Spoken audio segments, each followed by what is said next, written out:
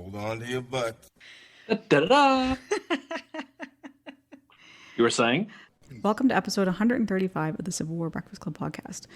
This week I am joined, as always, by the most awesome Civil War nerd I know, Darren, and I am just Mary, and that's my intro. Wow, Yay. This is a great intro. It's been a couple of weeks since we last recorded, but I didn't realize that you were still bringing the intros, Mary. You're still bringing the fire. How are we doing today? What's going on? Well, it's going well. We're obviously in a different location recording, so hopefully this first recording in a new location goes okay. And we are also 4 years into this podcast, so thank you for doing this with me all these years. 135 episodes, 4 years. We just had our 4-year anniversary a couple weeks ago, so that's pretty cool. How are you? I'm doing great. It's good. It feels like fall is in the air a little bit. It feels like things are cooling off. We got some football this week, Mary. We got college and pro. So it feels like the heat is cooling down and the pumpkin beer and the fire pits are going to be ready to go.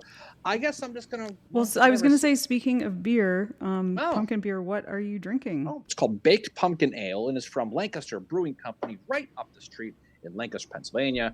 And it's pretty good. It's never too early for pumpkin. Don't care. What about yourself? What are you drinking? Never. Well, I am drinking Hoppy Trails IPA, which is just down the street here in Gettysburg at Appalachian Brewing Company. And I'm drinking out of my Oliver Otis Howard mug because he is going to figure into this episode that we are recording this afternoon. Yeah, and since you didn't ask, I'm drinking it out of my North Civil War Champions coffee mug because this episode we're going to talk about, really, it might be the nail in the coffin of the Confederacy, Mary. We're going to talk about this, but I think it's important to talk about, but that's why I have my mug. We recorded an episode about the Battle of Peachtree Creek, which was kind of the beginning of the end of the fall of Atlanta. Now, that's what Sherman's been doing on his Atlanta campaign since early May of 1864, so 160 years ago, the Atlanta campaign is happening. And as I just said, we recorded an episode about the Battle of Peachtree Creek, which is really the beginning of the end for Atlanta.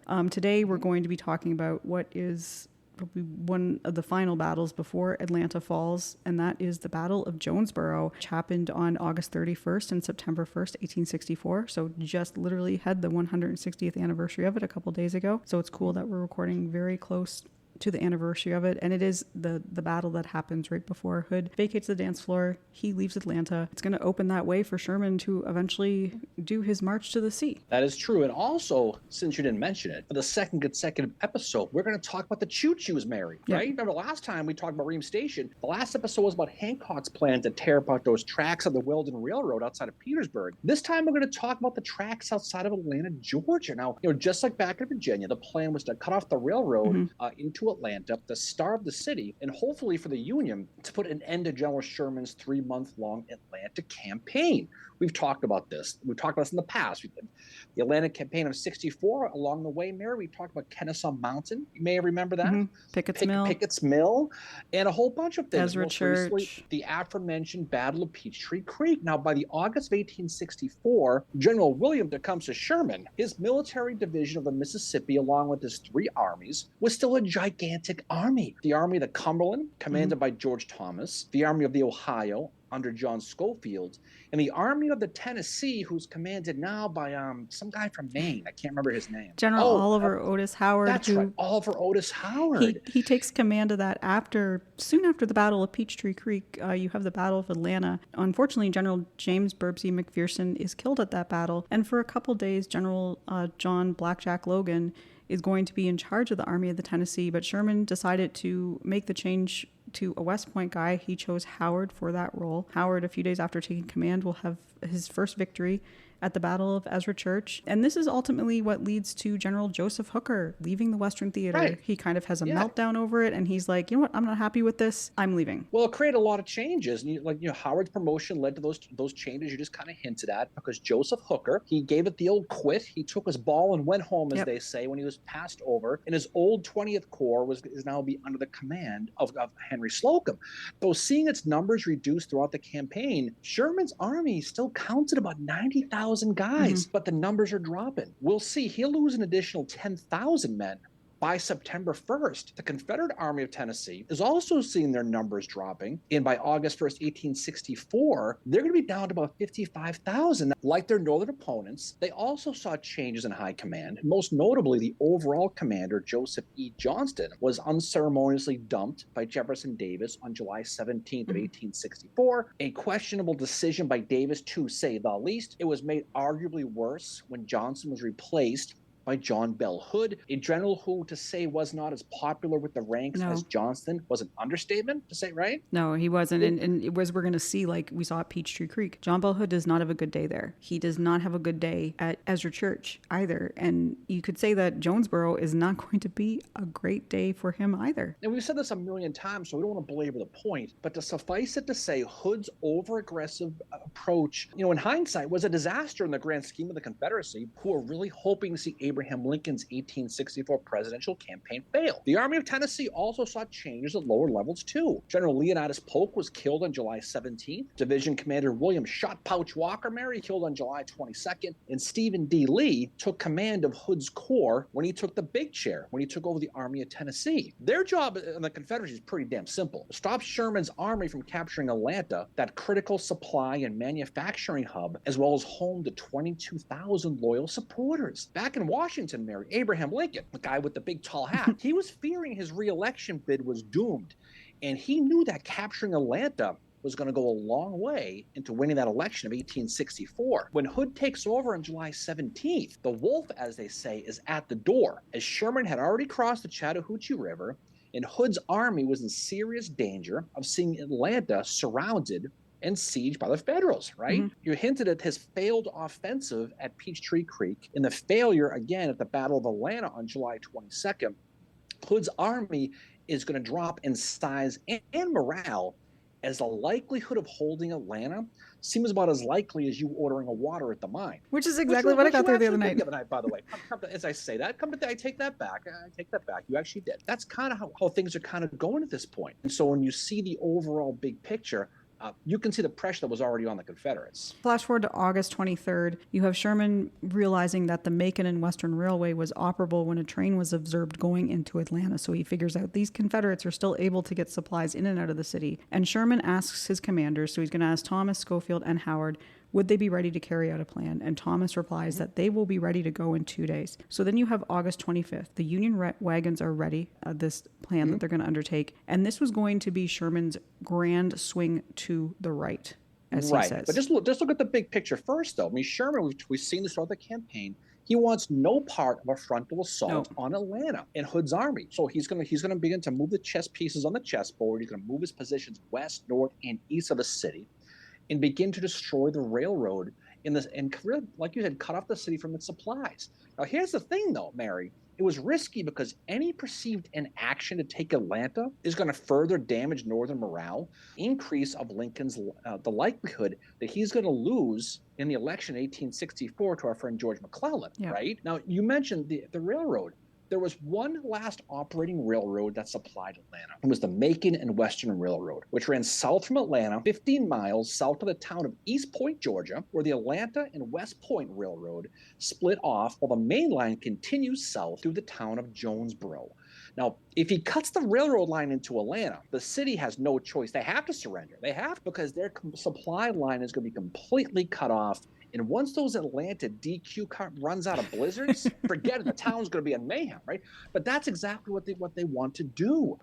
To accomplish the goal, Sherman, who was in Decatur, Georgia, is going to move the majority of his army out of their positions and move them around Atlanta to the west, and then focus on destroying the Macon and Western Railroad to the south. He's going to leave the 20th Corps now, under Henry Slocum, to remain north of Atlanta to basically protect the communication lines and guard a railroad bridge over the Chattahoochee River. So now we jump to August 25th, Mary. What's he going to do? He's going to order his army of the Tennessee under the aforementioned Otis Howard from Maine to march south and strike the railroad line at the town of Jonesboro. And here's the thing, though, when you look at this, is it sounds very, very organized when you go through this, but then as you go forward, he wants to destroy the railroad at Macon, and he's going to use his cavalry under George Stoneman, who was in charge of the cavalry in Schofield's Army of the Ohio. Look, there's three armies we're dealing with here. Now, once in Macon, instead of destroying the railroad as ordered, Stoneman is going to YOLO it and decide to make a run at Andersonville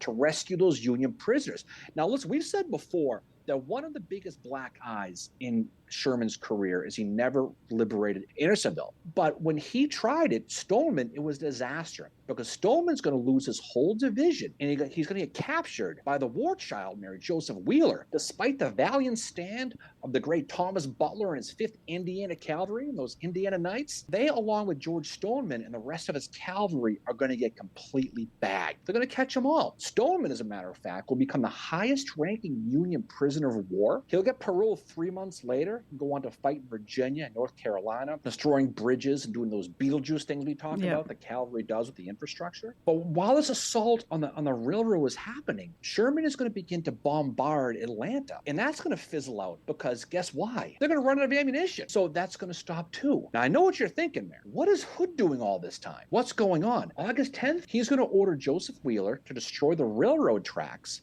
that Sherman was using as a supply line. This was the plan that Joseph E. Johnson wanted. When we talk about Peachtree, Hood's going to take control of it. Wheeler and his 8 cavalry brigades, they're going to do some damage, but they're going to be stopped stone cold at the Second Battle of Dalton, when reinforcements from Chattanooga under the command of Joseph Steedman are going to join troops that were already there under Bernard Laybolt, and they're going to chase Wheeler away. But here's the thing. Instead of destroying Sherman's supply lines and forcing him to leave the area, which is kind of what they were thinking, the tracks destroyed by Wheeler and Dalton were fixed in about 2 days, according to George Thomas. Wheeler, at this point, decides, you know what? The hell with this. He's going to take off. He's going to take his talons to Tennessee, and he will no longer be a threat to Sherman's railroad supply lines at any point. And it's very interesting when you're looking at like the wrecking of the railroad. Howard discusses it in his memoirs, specifically when they get to this one point, late August. It's August 27th, but this is where he's talking about it. And he said, like, there's 3 different groups that are doing this railway working. Now, this is what is the Sherman necktie, but there's 3 different parts that have to happen with this. So he said, very soon the lively work of the railroad breaking was undertaken. There's different parties in the destroying of this. One party was now standing in a line, seizing the rails and lifting them all up together, causing a long span to come up and broken apart. And then you have another party catching the ties, throwing them upon a log fire to ruin them, and upon the top of a heap others piled the rails to be heated in the middle. And then you have another group, and these guys would run with a rail and push its hot part against a telegraph pole or tree and run it around the trunk in opposite directions. From there, they sometimes would be twisted even more, and Howard mentions that they would have to go through a rolling mill because it could be used again. But the other thing to consider is to get that rail tie off the telegraph pole or the tree, you have to cut the tree down, or the telegraph pole, or you have to burn it down. It's destroying so much infrastructure as they're doing this. Howard said it will take a day and a half to destroy part of the West Point Railway. But when you think about it, that's not that long. That's all these guys are doing is just destroying railways. Now, what's really funny is some of these guys, after the Civil War, are going to be involved in the construction of the railway out west as well. Well, that's the American way. We fight people, then we build them back up again. Yeah. But going back to Wheeler really quick, with his cavalry out of the picture now, Sherman's going to turn to Judson Kilpatrick, Mary, to break the Macon Railroad. So on August 19th, Kilpatrick's 4,500 men are going to easily drive 400 Rebs under the command of Lawrence S. Ross out of the town of Jonesboro in a pouring rainstorm. Kilpatrick will ultimately get driven back, though, and he'll fail to break the Macon Railroad line. So August 23rd, I know what kind of jumping dates, but August 23rd, 1864, Sherman wakes up and he realizes, hey, the Macon Railroad's still operation. Choo-choos are still rolling into Atlanta. He realizes that, you know something, I don't think the cavalry alone is going to be able to do this.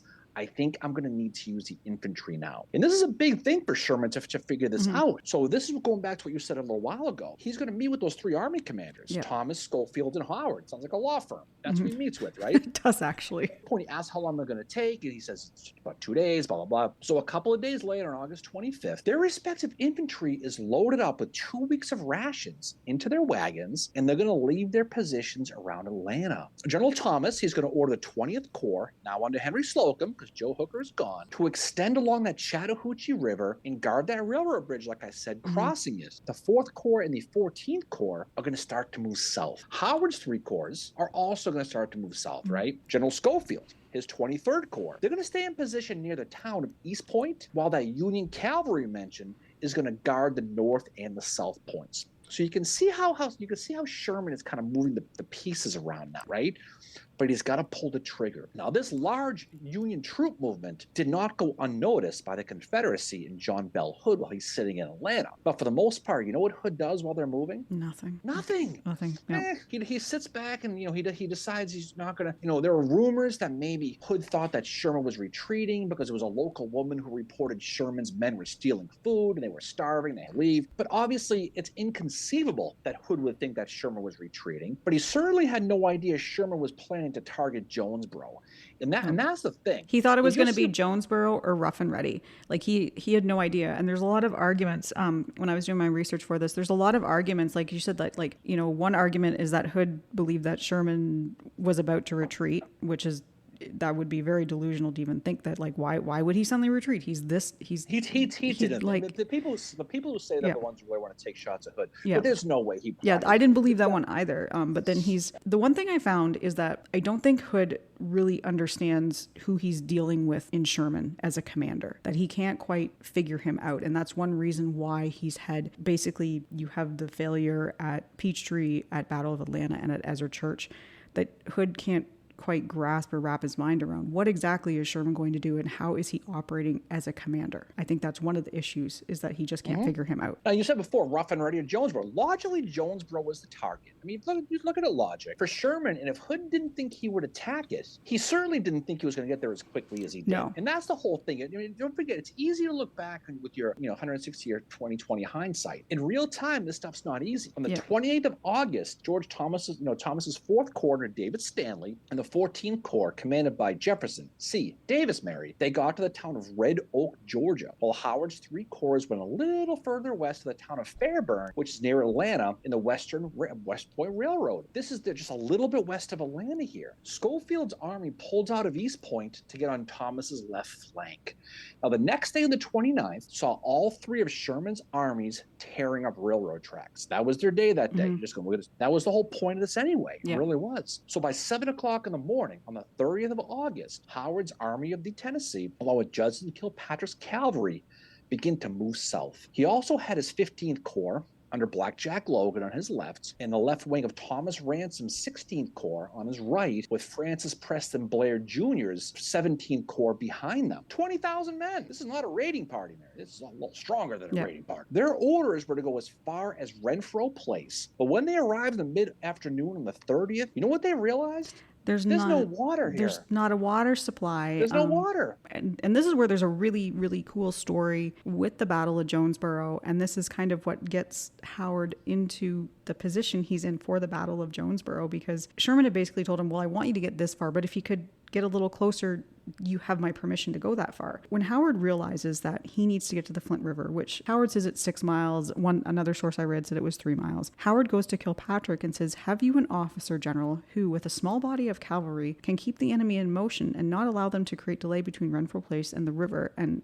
Howard wants to get his men to a water supply as well. Kilpatrick says to Howard, I have just the man, sir, aka I know a guy.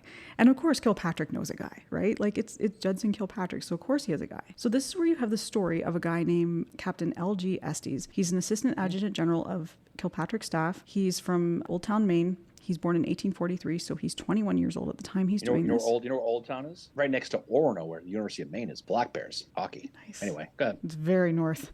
So he is going to join the 1st Maine Volunteer Cavalry as a sergeant in October 1861, and then he's going to be commissioned as a first lieutenant in March of 1862. And he's promoted to captain in August of 1863 and appointed assistant adjutant general at that time. Estes goes to Howard, and Howard says to him, I am directed by General Sherman to halt my army here for the night. There is no water here for my troops. The enemy is harassing me all the time, and I want to know if you can drive them across the Flint River. And Estes just replied that he could, and Howard said, try it.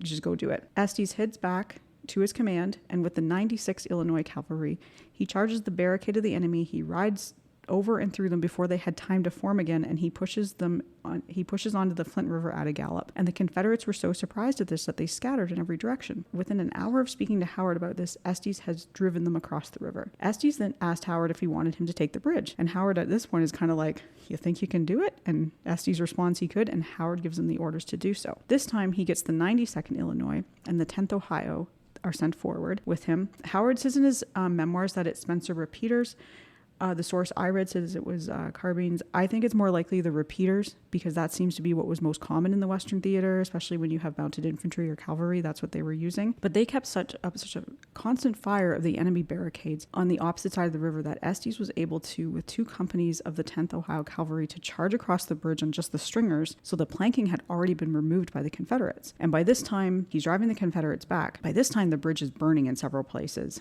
and he's armed with a revolver, and he just runs back across the bridge, and his troops follow him back over there. And then Estes and his men replace the planking on the bridge. They repaired enough that Howard and his men are able to cross it. In doing so, 4 men are killed and 2 are wounded. Estes is going to he will earn years later the Medal of Honor for rushing across the burning bridge, and he's buried at Arlington National Cemetery. But this action by him, just in my opinion, it's what gets Howard exactly where he needs to be. Howard is now within 1 mile of Jonesboro. His troops had enough water. Howard had not expected to get there without there being like a big battle and him being like at least 4 miles away from it. Howard would say of this, all the circumstances regarding this action made it striking and impressive. The necessity of securing water for my army and a lodgment on the eastern bank, burning bridge and the barricades of the enemy, the charge across the burning timbers, and the relief given by its success not only impressed me but all others present at the time. The action was phenomenal, and the promptitude and gallantry of General Estes and his men under a very sharp fire were unsurpassed. And this is one of these, I was researching. I've never heard of Estes before. So he's one of these. We'll talk about him later, actually. Yeah. He's going to come back. Yeah, he'll get back into the fold again. Yeah, he comes back, but he's going to earn the Medal of Honor for what he does here. And this is why Howard, one of the reasons why Howard is able to get to where he is. And keep in mind, he's only 21 years old, Estes is, when he's doing this. And the thing about it, though, is now he doesn't have to find a ford. He doesn't have to rebuild a bridge. Because of how fast Howard got there, he's able to capture before the Rebs even knew he was there. Yep. See, Howard's speed can be used for good, too. Exactly. Right? No question. Just all those people that say, right? Howard doesn't do anything after Gettysburg. This is like... Sorry with this. But, by dusk on the 30th, Logan's 15th Corps is going to cross that Flint River now, and they're going to dig in along a ridge about a half a mile west of Jonesboro. Now, you're talking the 17th Corps and the 16th Corps. They fell behind, but Howard decided really not to try to attack Jonesboro at this point. Since Miss Cleo was not a part of Howard's staff, Mary, he could not possibly have known that at that moment, there were maybe 2,000 Confederates guarding Jonesboro. And if he had attacked, he would have run right over them and taken the town right there. But again, you don't know. There's no way Howard could have possibly known. But when he found out later, he probably said some pretty harsh, words for him, probably dang it and golly gee, when he found out that he missed the opportunity. Think of what... But again, Ned Flanders. Yeah, but he was that close. But again, without knowing, you don't know. Back in Atlanta on the 30th, Hood is going to message William Hardee saying he didn't think Jonesboro was in any threat of attack at all, despite the fact that a 20,000-man army was bearing down on it. Again, he did not know. By 6 p.m., Hood realized that, guess what? He was wrong. R-O-N-G wrong about Jonesboro being safe when he got a message from the guy in charge, a guy named Joseph H. Lewis, who commanded a small brigade of Kentuckians, the 2nd, 4th, 5th, 6th, and 9th, and from Hardee's Corps, and reported, hey, there's a gigantic army on my doorstep. Thought you might want to know that. Yep. Now, Hood then tells Lewis, I want you to hold Jonesboro at all hazards. And he starts scrambling, Hood is now, to find replacements, for reinforcements. A true Pucker effect moment now for Hood, who must have been stunned when he heard this news. Again, he never thought the feds could get there so quick, and that was a big part of it. So what does Hood do? He immediately orders the rest of Hardee's Corps to Jonesboro, along with the Corps of Stephen D. Lee. He placed Hardee in overall command of both. This is the thing, too, is they would have had to march to Jonesboro overnight in the 30th. Because Stephen D. Lee and the rest of Hardee's Corps are in Atlanta. He tells them, Hood does, to march at night, by the way, overnight, down to Jonesboro, be ready to attack Howard first thing on the morning of the 31st. What? That's kind of what they're thinking. Yeah. Now, Hood, again, he's the ever-aggressive commander. He drew up a very specific attack order for Hardee.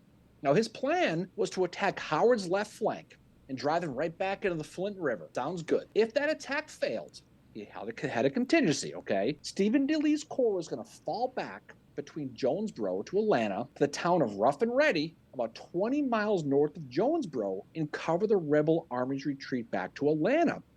The town of Rough and Ready, by the way, Mary, is now known as Mountain View and is just east of the airport in Atlanta. If you know the airport, you know the area. That's where Rough and Ready is. That sucks it's not called Rough and Ready anymore. Oh, God, that's the best thing. I'd love to be a Rough and Ready cheerleader. prom queen in Rough and Ready. Can you imagine how that would be? But again, this was Hood's last stand to hold Atlanta. So he sent all of his ammo south to support the attack, hoping he could beat Howard and drive Sherman out of Atlanta.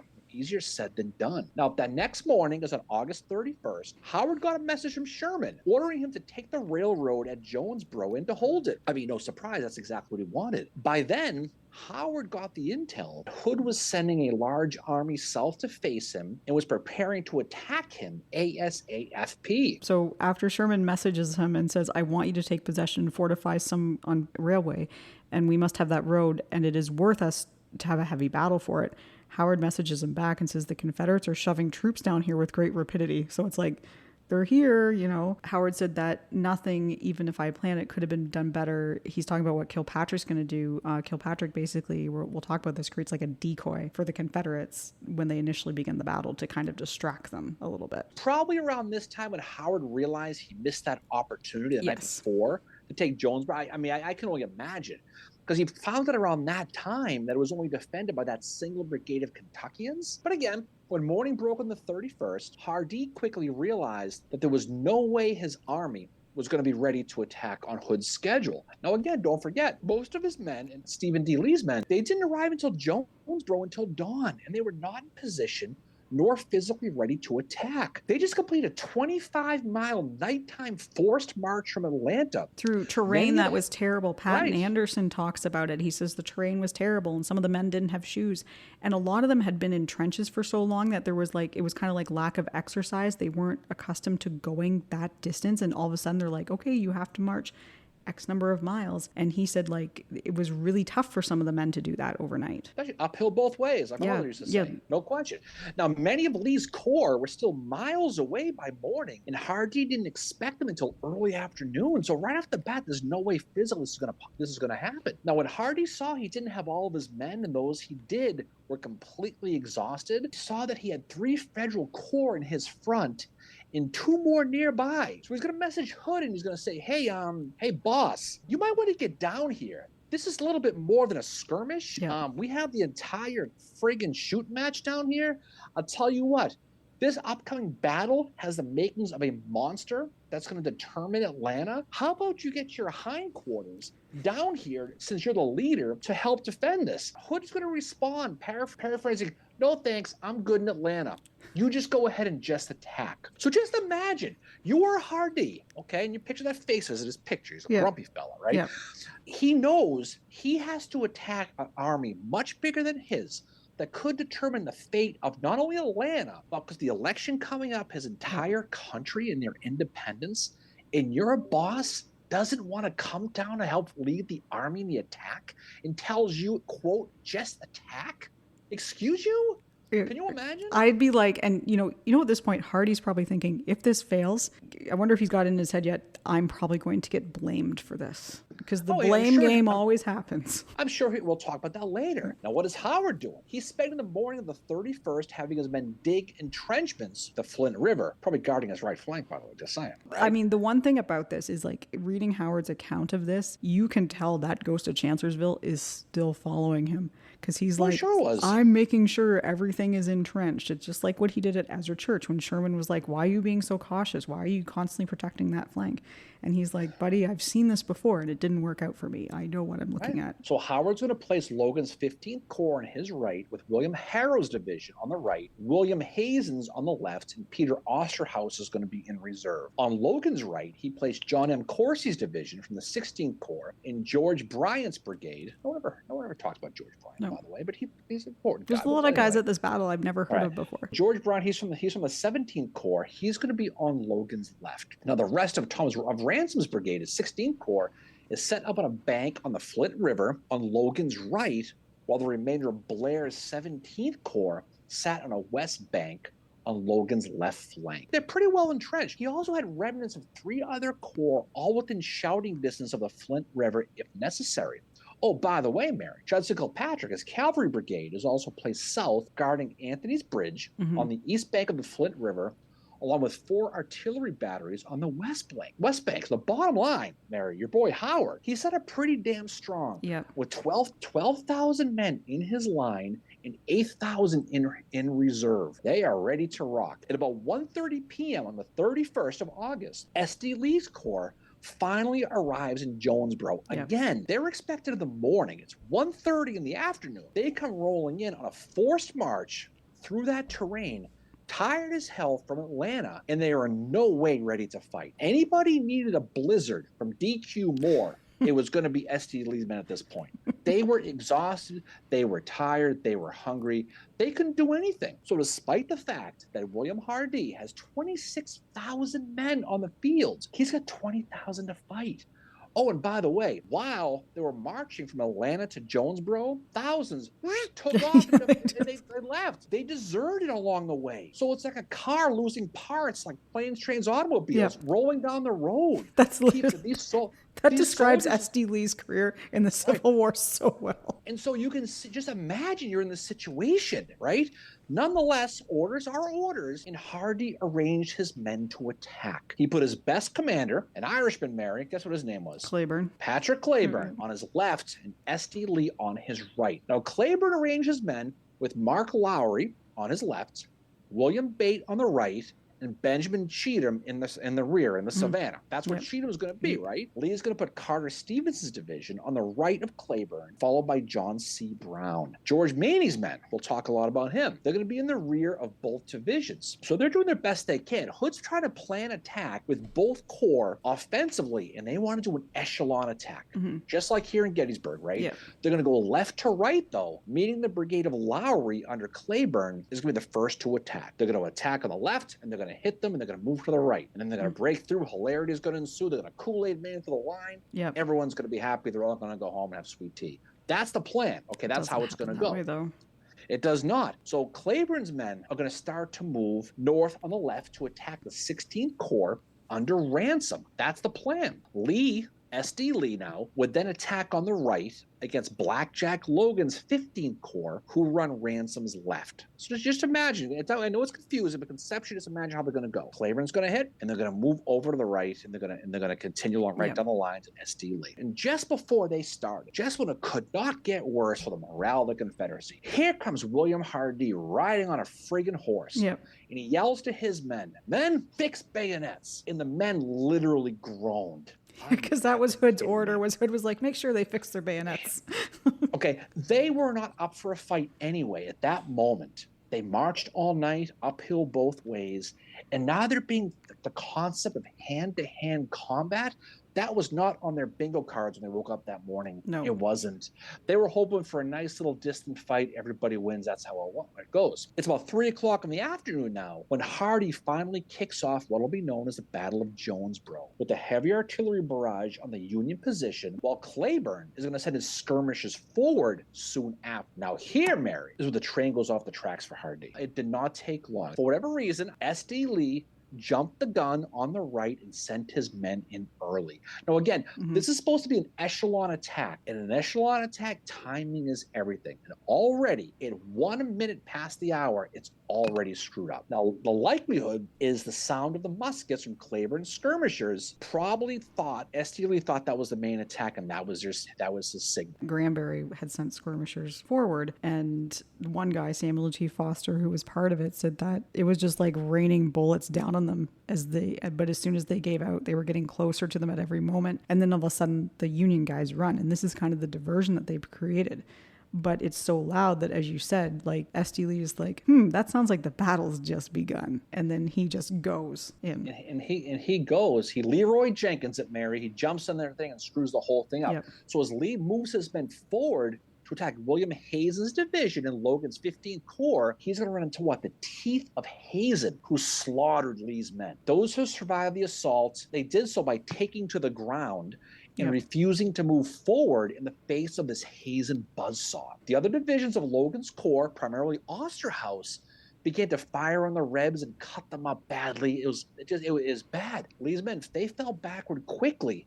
When Hardee saw this, he orders Lee to renew the attack. And you know what Lee says? He says, "And the horse you rode in on." Let me tell you something. First of all, my men are tired. They're hungry. They are in no position to fight again. There is no effing way I'm sending my men in here. He tells Hardy, he's like, my men cannot do this. A second assault is not going to take their position at all. Hardy now faced the reality that this attack was screwed up from Jump Street in the first minute and was already doomed. And he was pissed off now that Hood would refuse to come down from Atlanta and was staying back. So already, Hardy's got his dander up, as they say. Now, on the Confederate left, Lowry's men, they did go in and they marched northwest towards the Federal lines, and they were surprised by Kilpatrick's cavalry, who was dismounted and hiding behind a fence, armed with Spencer repeating rifles. To your point, right? Now, usually when it's cavalry versus infantry, it's heavily skewed in the favor of infantry. Usually that's basic.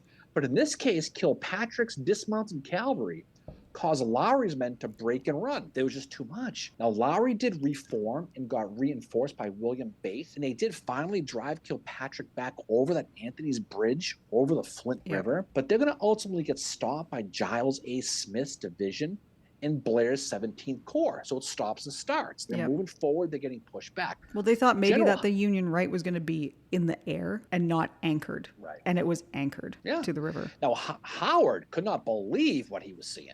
I mean, this is the Charlie Brown of the football guy, and suddenly he's getting success. He says of this moment, like you said a second ago, nothing could have been done better if I'd planned it to head an entire Confederate division away from the battlefields. So he's like, this is my moment.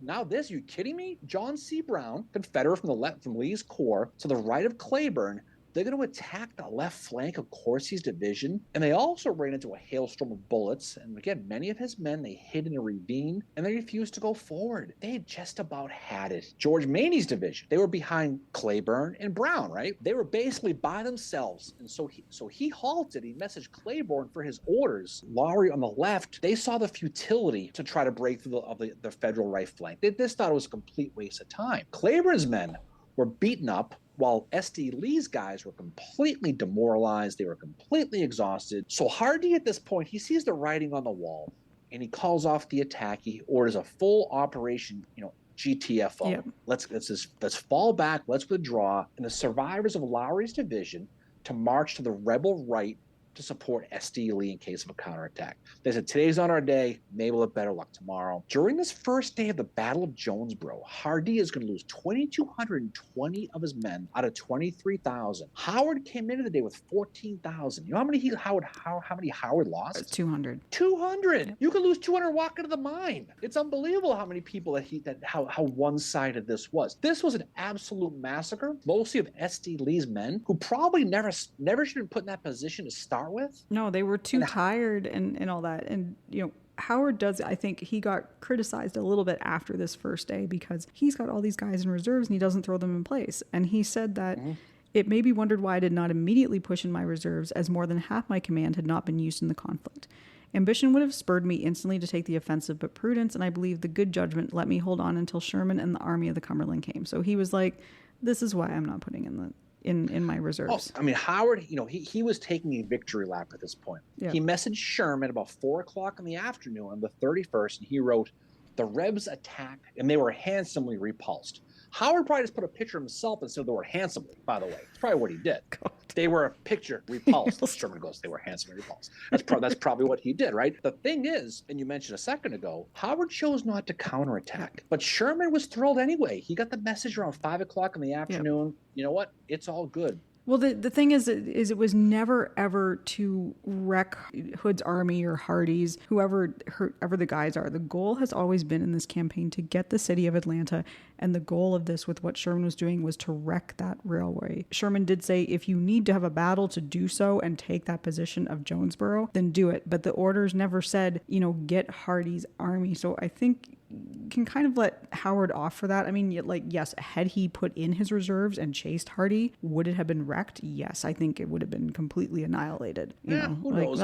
But who knows? Right? But at that point, Hardy and S.D. Lee are completely exhausted. One Union soldier said that the rebel army had lost a large measure of vim, which counts a good deal in soldiering as well. Another one said that the agonies of the wounded and the dying as they lay between that night were peculiarly horrible as well. If you're Sherman, you think about it for a second, while this is all going on, he also gets more good news from John Schofield, who let him know, oh, by the way, guess what I did today?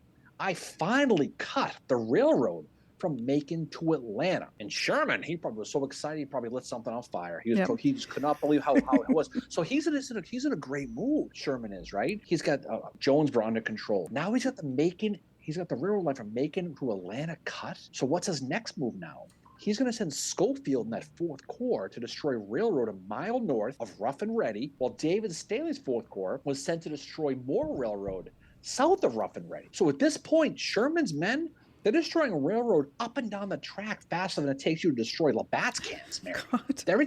Everything is going perfectly for this, and it just finally things are going well. Once they are done, both Schofield and Stanley are going to be ordered to move towards Jonesboro, destroying a railroad track all along the way. That's what they're going to do. So it was around this time when John Bell Hood's text message on his phone goes off. He got a message letting him know the railroad into Atlanta is destroyed. And now he's like, well, I have to immediately start to think that Sherman is preparing now to attack the city from the south. Yeah. Because that's what he's looking at the battle plan. So it's about 6 p.m. now on the 31st of August. Hood is going to message Hardee and say, listen, you got to send S.D. Lee back to Atlanta immediately. Immediately. This is 6 p.m. Do you know when S.D. Lee started to head back to Atlanta? It was much after 6 p.m. It was 1 a.m. the next morning. He's not a quick fellow. I mean, I get it. The troops are tired and stuff. This is also the time, too, when Hood is basically going to tell Hardee, you know what, we're about to lose this city, and guess whose fault it is? It's yours. He said the attack must have been rather feeble as the loss incurred was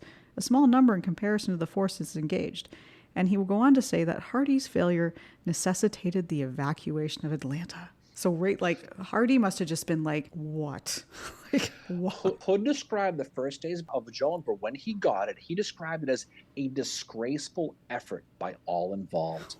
Now, again, he wasn't there. He refused to go. That's how it was. The reality is creeping into Hood's head now that Atlanta can no longer be held. He's going to begin to give initial orders to abandon the city. Yeah. Now, despite the Army of Tennessee battling Sherman from Chattanooga to Atlanta since May, Hood is now having that existential reality that this hunt might be over, this for real, which would be a mortal wound to the Confederacy, and any realistic hope of holding on to the election was basically completely over. S.D. Lee, like I said, is going to leave Jonesboro for Atlanta around 1 o'clock in the morning on 9/1. And now Lowry is now put on Hardee's right flank. What does that mean? That means Hardee, he only has 12,000 men to defend a 2-mile battle line. That's a tough day for Mother right there, right? Nonetheless, he places John C. Brown's division in position on his left, and John C. Carter, who was from nearby Waynesboro, Georgia, by the way. That's where he's going to be. Carter was new to command because guess what? He replaced Manny because Manny was fired by Hardee for not attacking the day before. Yep. So Hardee said, pack up, Yep. get your shit. You're out of here, right? That's how it was. Now, Lowry's men were spread so thin over a single line that instead of shoulder-to-shoulder ranks, they were 5 feet apart from each other, spread. That's how thin they were. So from left to right, you had the brigades of Charles S. Olmsted, John Weir, Hiram Granberry, and Daniel Govan. That's who he had. Now, the Rebs are scrambling to try to mount a defense from this inevitable Union full banana assault that's coming, and they know it is. David Stanley's corps continued to destroy railroad just north of the city. By 10 o'clock in the morning on 9/1, Stanley had arrived at a place called Morrow Station, just 5 miles north of Jonesboro. Just 2 hours later, they're 2 miles away. That's how quickly they're going. This is lightning fast when you consider the fact but they are tearing up track along the way. They are moving like a machine, rolling right down. So Jefferson C. Davis, his 14th Corps, they're going to arrive in Jonesboro, and they're going to be placed on Howard's left flank with orders from Sherman to wait for Stanley and Schofield to arrive from the north. So they're waiting now. When they arrived, we're all going to hit Hardee's right flank. Yep. Everybody in. Everyone meet at the quarterback. That's the game plan, right? Now, Hardee, he wasn't stupid, Mary. He wasn't born yesterday. He basically sniffed out Sherman's attack that he was likely going to get hit in his right flank. So he reinforced it with 2 brigades. Because of the limited men, he basically had to put the men in the position of a salient. Now, a salient, from Gettysburg, is a very vulnerable position with 1 brigade at the point and 1 going east and 1 going west in this scenario, creating a 90-degree angle. It's vulnerable because it creates 270 degrees of attack radius, right?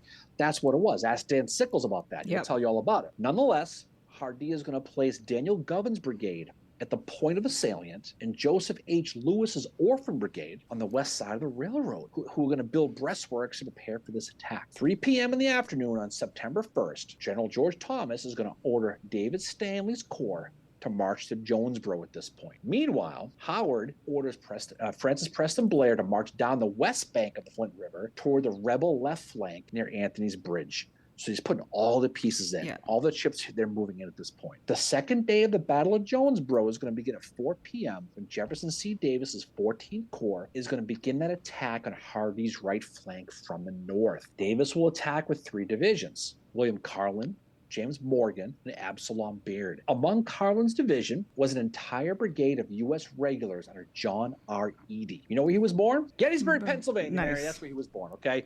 Fun fact, John Eady was the superintendent of the Gettysburg public school system for years. Wow. And before becoming an attorney in 1840.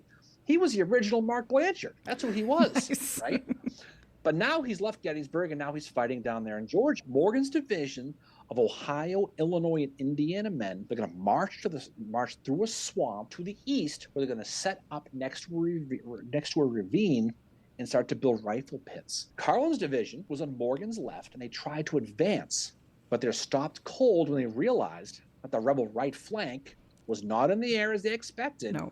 It was pretty well defended. So things aren't going all that well immediately, right? So what does Jeff C. Davis do? He orders Absalom Baird's division under a brigade of 1,140 men under George Estey to attack a rebel salient from the north. Now they're going to attack the salient now. Baird himself did not trust Estey, Mary. He rode along with him to make sure they actually attacked. That's kind of how it was, right? Estey's brigade deployed in 2 battle lines behind Eady's regulars. Mentioned their regulars. Eady positioned the 10th Kentucky and the 74th Indiana on the right, and the 38th and 14th Ohio on the left. So at 5 p.m., the assault on Hardee's salient is going to begin. So Estey charged the salient, who was defended by the 6th and 7th Arkansas. Those regiments on the left I mentioned, the 14th and 38th Ohio, they ran right through the Arkansas men like it was nothing. But those other regiments on the left, the 10th Kentucky and the 37th Indiana, they had themselves some troubles, Mary. There was problem. They got stopped pretty cold. Was that was Govin's men, right? Right at the point was Govin, yeah. And that's what they were attacking. But then Govin ends up, the Union troops managed to break the line, and Govin is one of the officers who's going to be captured here, along with 600 of his men. They're going to get him. They're going to get him a little bit later. You know, Morgan's division I mentioned before.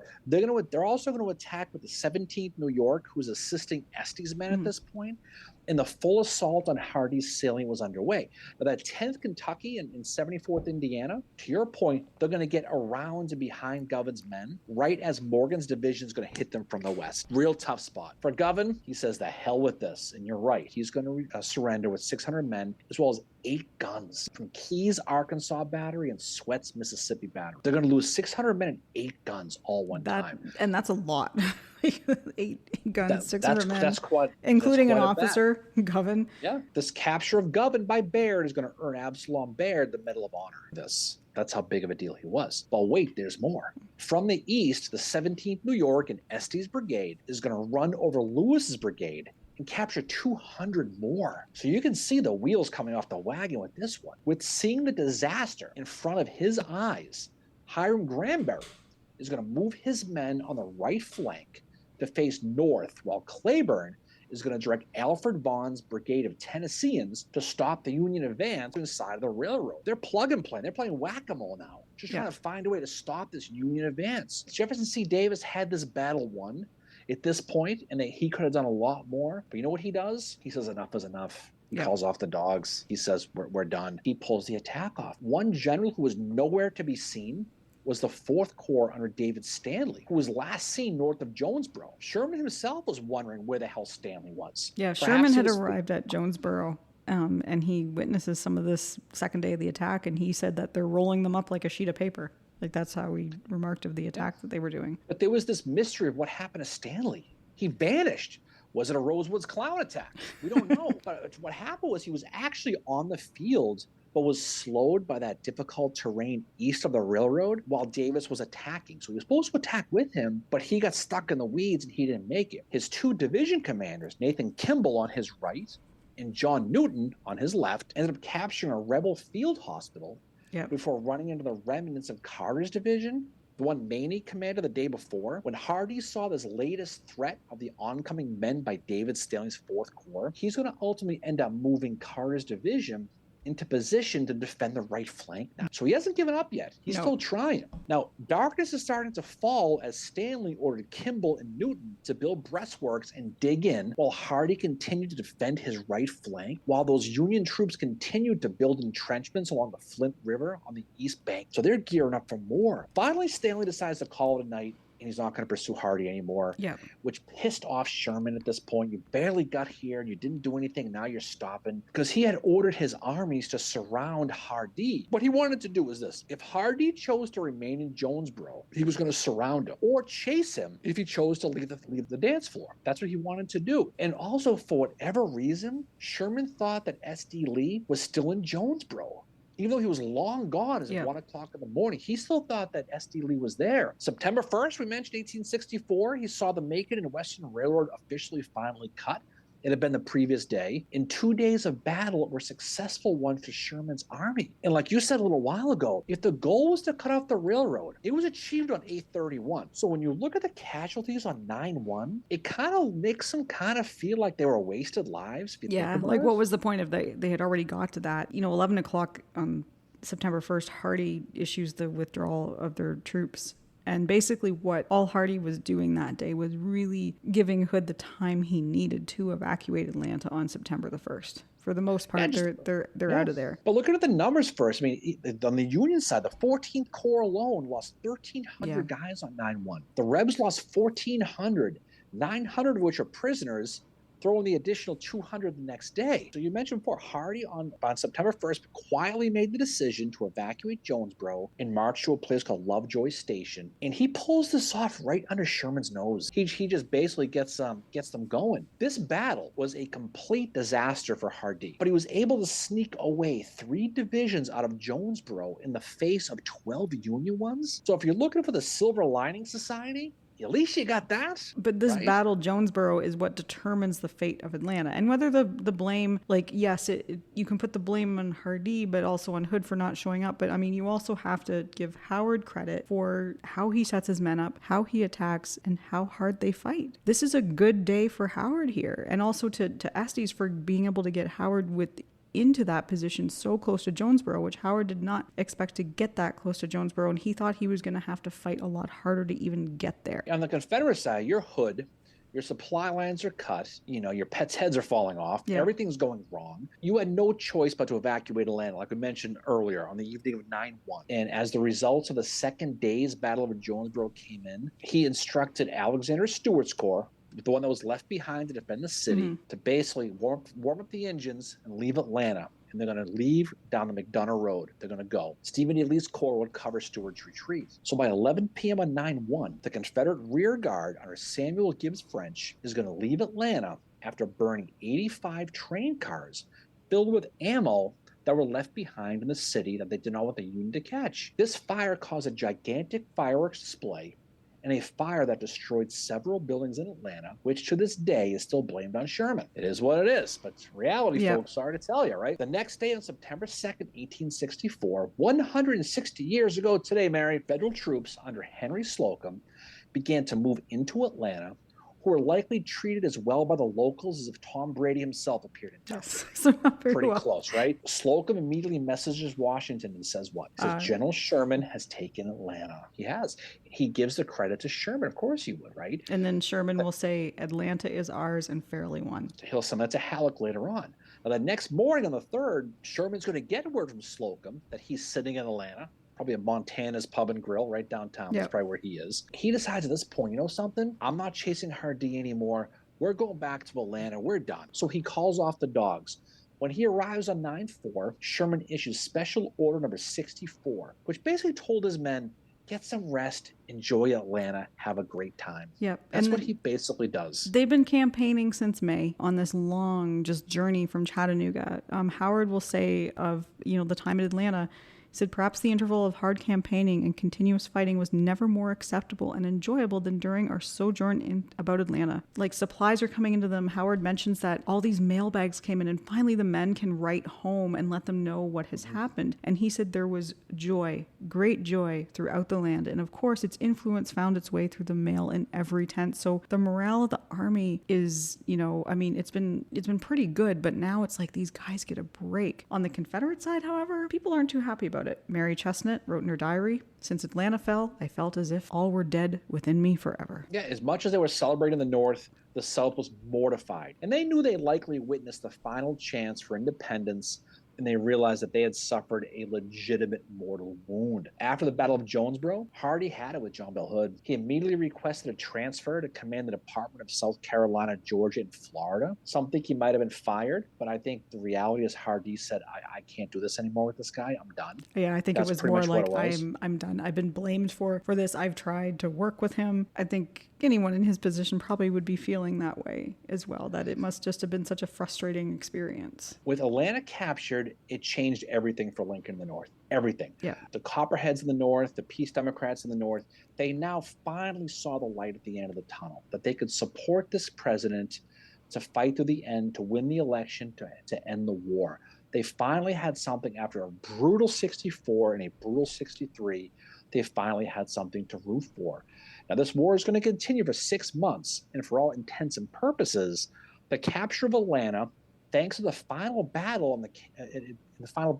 of Jonesboro, it really put a nail in the Confederate coffin at the end of the day. When you look at the primary big four battles at the Battle of Atlanta, Peachtree, Atlanta, Ezra, and this one in Jonesboro, it was a situation, again, wrong guy, wrong time. It just was. You go 0 for 4 in October as a baseball team in the pennant race, Yep. you ain't gonna win. You're not That's in what the World happened. Series. That's you don't win. Yeah. And I can only imagine the Joseph E. Johnsons of the world who are sitting back saying, if you just let me stay with it a little longer. Again, hindsight being my benefactor. But at the end of the day, what John Bell Hood proved, and this has nothing to do with later stuff with Franklin and Springfield, he was a disaster at Atlanta, and he cost lives and he cost them the city because of how he chose to attack. He was not at Ezra. He stayed back. Him not being at Jonesboro was unconscionable, considering that William Hardee begged him to come and take I command. need your help here. And he said no. He should have been there anyway. But when your subordinate asks you for help and you sit back and say no, it says a lot about who you are. And that's who John Bell Hood was, fortunately for them. No, I completely agree. And then on the Union side of it now, you have Sherman sitting in Atlanta wondering what the next steps are going to be. And in doing this, Howard mentions he corresponds quite a bit with Grant and Halleck during this time. He's going to consult freely, again, with his commanders of his army. He's going to consult with Howard. He's going to consult with Slocum. He's going to consult with Schofield and Thomas and all of them as to what the next steps are. And then, Howard talks about how Sherman starts to reorganize his forces with a view to efficiency. And then Howard said, but his main plan for subsequent operations was early formed in his own mind. Yet it took him some time to work out the details. The plan covered all that may now be condensed into one expression, the march from Atlanta to the sea. So that is what Sherman is going to be sitting and doing at Atlanta from September to November 15th. Once they leave for the march, is that he's trying to figure out logistically the next step, and that's going to be the march to the sea. The Atlanta campaign is over, Mary. The Union has won, went through Joseph E. Johnson, finally to Hood, and Atlanta is won, and it was theirs. So that's the end of this one, Mary. So let's drop this off here. But I think when you look at Jonesboro and you visit it now, it's still there. A portion of it anyway. Mm-hmm. A lot of the Confederate dead who died in this battle are now buried at the Patrick Cleburne Cemetery, which is named after him. You can go visit it today. It's right along the train tracks. You can still see a lot of the remnants of the battle. It's pretty pristine overall, although there is some urban development. So if you want to go visit Jonesboro, you still can. But again, it's a very underrated battle because it was the last call for alcohol for the Confederacy in Atlanta. Yep. Losing that, and then especially losing the Macon and Western Railroad, their supply line, they were done. And they had to retreat, and they had to evacuate the city, leaving those 22,000 Confederate loyalists in the rain holding their diaper Marys, I like to say. And that's pretty much what they did. And pretty much sealed the deal for the election, C4 for Lincoln. When you look at the fall of Atlanta happens because of the wins at Peachtree, Battle of Atlanta, Ezra, and Jonesboro in cutting the railroads, and that python get tighter and tighter and tighter on the Confederacy. And they paid the price for it. You paid the price for aggressiveness, and that's what happened. What's happening for us next, Mary? What's coming down the pike for us? So we are probably going to be doing an episode about the Shenandoah Valley campaign, which is also happening 160 years ago. And then probably closer to we'll probably have another couple episodes in between now and this episode that probably around the time in November, we'll be doing an episode just kind of around the logistics and the planning of the March to the Sea, since that is a significant part of what happens in the War of 1864, 160 years ago. I know for Sherman and a lot of, like Sherman, the March to the Sea was just a change of operations, but it was such a different style of doing warfare, and all the logistics that had to go into planning that with all these men he had is, I think, something that's really important to be talked about. So off we go. Any final words from you, Finchero? Well, thank you for bringing it like you always do. Thank you for sticking by me these last 4 years with this podcast, and thank you to all of our listeners for these 4 years and 135 episodes, the Facebook Lives, the book clubs, the roundtables, all of that. Thank you so much for your support. We could not do it without any of you. And we are just getting started. Final thing, Mary, rest in peace, Johnny and Matt Gaudreau. BC Eagles forever, true legends. The story is unbelievably hard to take. But in any case, off we go. Have a great week, everybody. Have a great Labor Day. Off we go. We will see you all on the other side. See y'all later. Peace out. Bye.